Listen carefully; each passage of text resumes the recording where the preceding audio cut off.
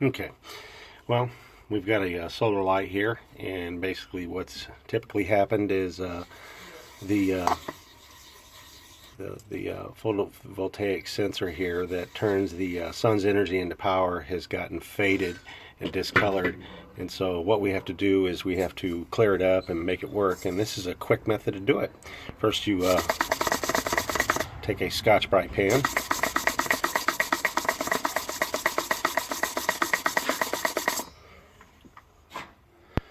okay, rough it up till it's nice and roughened up.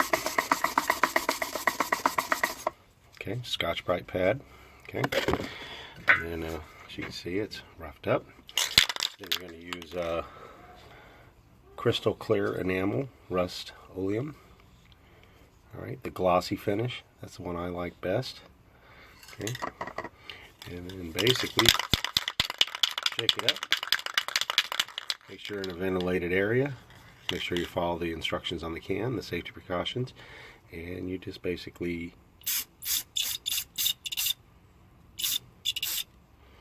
boom. And there it is.